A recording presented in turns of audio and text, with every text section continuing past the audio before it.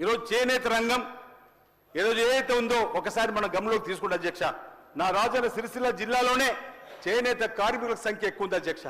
అలాంటి చేనేత కార్మికులు విస్మరించినటువంటి సందర్భం ఆ ప్రభుత్వంతో అయితే ఈరోజు చేనేత రంగాన్ని ముందుకు తీసుకొని పోవడానికి కోసం అధ్యక్ష ఆనాడు ఇదే సభలో కేటీఆర్ గారు అన్నారు, అవును సూరత్ నుంచి చీరలు తీసుకొని వచ్చినామని. కానీ ఇక్కడ ఈ ప్రభుత్వం వచ్చిన తర్వాత అధ్యక్ష, గత ప్రభుత్వం ఏదైతే బకాయిలు పెట్టిపోయిందో 275 కోట్ల పైచీలకు గౌరవ ముఖ్యమంత్రి గారు, మా జిల్లాకు సంబంధించిన పెద్ద మంత్రులు శ్రీధర్ బాబు గారు, పొన్నప్రభు గారు అందరం కూడా కలిసి ముఖ్యమంత్రి గారితో మాట్లాడి చేనేత జౌళి శాఖ మంత్రి తుమ్మల నాగేశ్వరరావు గారు కూడా తప్పనిసరి వారికి ఇవ్వాల్సిందని చెప్పంటే చేనేత రంగానికి గత ప్రభుత్వం పెట్టిపోయిన బకాయిలు ఇచ్చి ఈరోజు 64,70,000 మందికి స్వయం సహాయక మహిళలకు 2 చీరలు అందించాలని చెప్పని పెద్దలు సీతక్క గారు ఇదే సభలు ఉన్నారు. వారు ఆ చీరల డిజైన్ సంబంధించి కూడా మహిళా తల్లులతో మాట్లాడి ఇప్పించే కార్యక్రమం చేస్తున్నాం. ఈ రోజు ఇంచుమించు 8 మాసాలు ఈ చేనేత రంగానికి పని కల్పించే కార్యక్రమం కూడా ఈరోజు చేస్తున్నటువంటి కార్యక్రమం.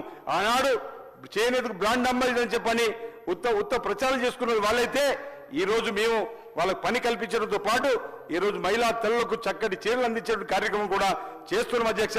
దానికోసం ఈ రోజు యార్డు డిపో అధ్యక్ష, మా ప్రాంతంలో 30 సంవత్సరాల నుంచి గత 10 సంవత్సరాల నుంచి ఎదురు చూసిన యార్డు డిపో అధ్యక్ష గౌరవ ముఖ్యమంత్రి రేవంత్ రెడ్డి గారు మంజూరు చేశారు. అది వేములవాడలో 50 కోట్ల రూపాయలతోటి యార్డు డిపోని తీసుకొని ఈరోజు ప్రారంభం చేసి ముందుకు తీసుకొని పోతున్నాం అధ్యక్ష. ఇది మా కమిట్మెంట్ అనే మాట ఈ సందర్భంగా నేను చెప్తున్నాను అధ్యక్ష. అంతేకాకుండా గతంలో నాకు బాగా గుర్తొచ్చే తెలంగాణ ఉద్యోగంలో బొంబాయి, బొగ్గుబాయి, భీవంటి గల్ఫ్ కార్మికుల బతుకులు మారుస్తాం, ఈ ప్రభుత్వం అధికారంలోకి వస్తే గల్ఫ్లో ఎవరైనా మరణిస్తే వారికి 5 లక్షల రూపాయల ఎక్స్గ్రేస్ ఇస్తామన్నారు అధ్యక్ష.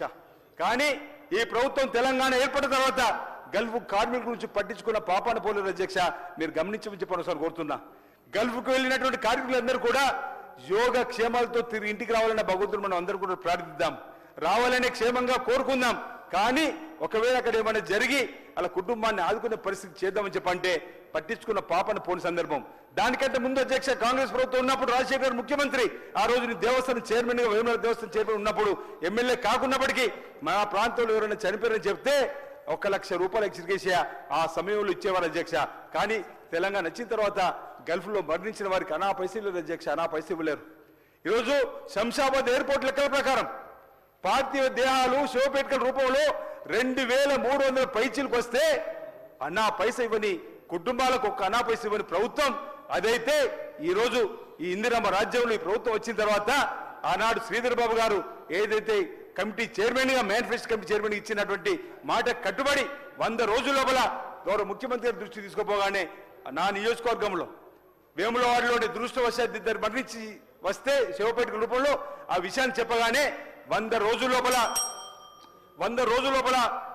5 లక్షల రూపాయలు ఇచ్చేటువంటి సందర్భం. ఈరోజు ప్రజాభవన్లో వారికి ఇబ్బందులుంటే మాట్లాడేటువంటి అవకాశం ఇవ్వడానికి, అదేవిధంగా వినడానికి ప్రభుత్వం చెప్పడం కోసం చేసేటువంటి ప్రయత్నం.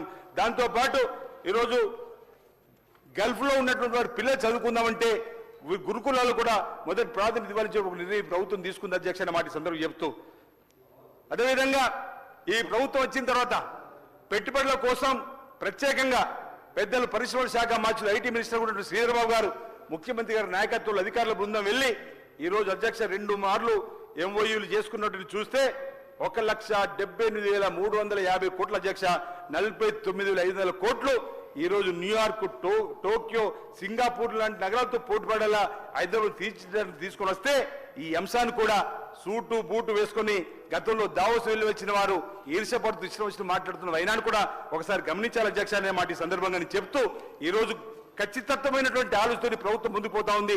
ప్రజలకు ఇచ్చిన హామీని అమలు చేస్తూ ముందుకు పోతా ఉంది. పెట్టుబడులను కూడా తీసుకోవడం కోసం ప్రయత్నం చేస్తున్న మాట సందర్భంగా చెప్తూ హోంశాఖలో కూడా అధ్యక్ష సీఎం గారు సూచనల మేరకు అనేక కార్యక్రమం చేస్తున్నాం. గంజాయి రహిత రాష్ట్రంగా మార్చాలని చెప్పని, డ్రగ్స్ రహిత రాష్ట్రంగా మార్చాలని చెప్పని ఈ ప్రభుత్వం ముందుకు పోతుంది అధ్యక్ష. పోలీస్ శాఖకు సంబంధించి రాష్ట్రంలో ఏదైనా ప్రకృతి విపత్తు వస్తే కేంద్రం వైపు చూడవలసి వస్తుందని చెప్పని గౌరవ ముఖ్యమంత్రి రేవంత్ రెడ్డి గారు తెలంగాణ విపత్తు ప్రతిస్పందన దళాన్ని ఏర్పడేసి అగ్నిమాపక శాఖ నుంచి 1000 మందిని, తెలంగాణ ప్రత్యేక బెటాలియన్ నుంచి 1000 మందిని తీసుకొని SDRF అని ఏర్పడేసినాం. దీనివల్ల ఏమైనా విపత్తు వస్తే మన రాష్ట్రంలో మనపై సహాయ చర్యలు చేసుకోవడం కోసం కూడా ఉంటుందన్నమాట. ఈరోజు ముఖ్యమంత్రి గారి చొరవతోటి పోలీసులకు కూడా యంగ్ ఇండియా పోలీస్ స్కూల్ కూడా ఏర్పాటు చేసుకున్నాం అధ్యక్ష. ఈ విధంగా ఈ ప్రభుత్వం ముందుకు పోతున్నటువంటి అంశాన్ని నేను చెప్పడానికి కోసం నేను ప్రయత్నం చేస్తూ ఆఖరికి అధ్యక్ష ఒక 5 నిమిషాల్లో నేను సభను నా ప్రసంగాన్ని ముగించే కార్యక్రమం చేస్తూ ఈరోజు ఈ ప్రభుత్వం వచ్చిన తర్వాత అధ్యక్ష 10 ఏళ్ల విధ్వంస గాయాలు ఇది తొందర ముగిస్తా 10 ఏళ్ల విధ్వంస గాయాల నుంచి తెలంగాణ మెల్లమెల్లగా తేరుకుంటుంది. తొలి 10 ఏళ్లలో జరిగిన విధ్వంసం నిర్బంధపు చీకట్లు క్రమకంగా తొలగిపోతుంది అధ్యక్ష. 15 నెలలుగా తెలంగాణలో ప్రజాపాలన సాగుతుంది. ఇప్పుడు ప్రజలు కేంద్రంగా పరిపాలన సాగుతుంది. 10 ఏళ్ల పాలనలో మిగులు రాష్ట్రంగా ఉన్న తెలంగాణను బీఆర్ఎస్ పార్టీ అప్పులకుప్పగా చేసింది. ఇప్పుడు మా ప్రభుత్వంలో ప్రతి నెల 1వ తారీఖున జీతాలు ఇస్తున్నాం. వాళ్ళ పాలన చేసిన అప్పులకు వడ్డీలు చెల్లిస్తున్నాం అధ్యక్ష. ప్రాజెక్టులు రీటెన్షన్ పేరిట అప్పుడు 1000 కోట్ల ప్రజాధనం దోచుకున్నారు.